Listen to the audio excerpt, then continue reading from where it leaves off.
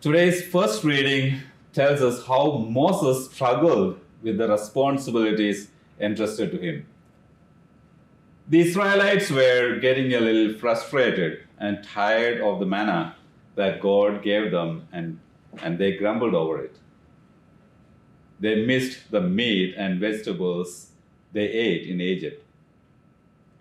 Moses was upset with God because he had to deal with the complaints of the Israelites. He was pretty irritated with God for dragging him into such a situation. He would instead have faced death than deal with their complaints.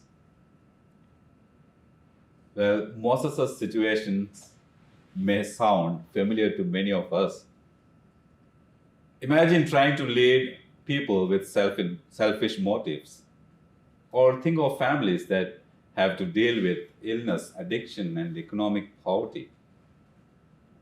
Do we not get irritated or disheartened like Moses?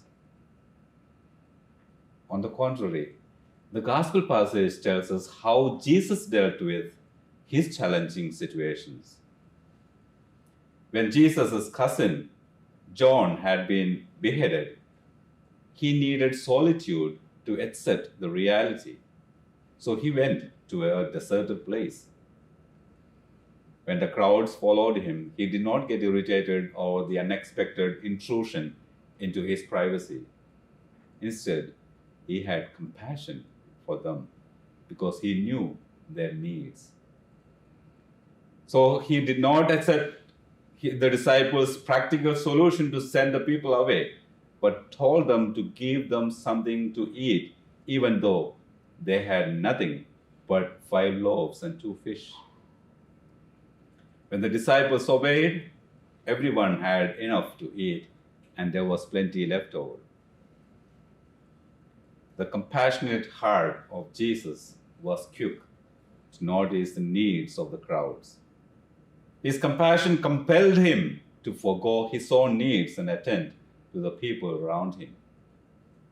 So he reached out to them, taught them, healed them, and fed them. He first satisfied their spiritual needs and later their physical needs by feeding them. A compassionate heart cannot turn away from people or run away from responsibilities, but must get involved, looking for solutions. Because of his compassionate heart, God sent his only Son to us, who sees and satisfies our every need, be it spiritual or physical. It may not be according to our format, though. Friends, each day, as we nourish and depend on God's compassionate love, let us not forget to pass it on. Just as Jesus expected his disciples to give the crowd something to satisfy their hunger, he expects us to have compassion and satisfy the needs of our family members, our colleagues, and anyone who needs our help. Are we ready to be partners with Jesus in showing compassion to those around us in our daily lives?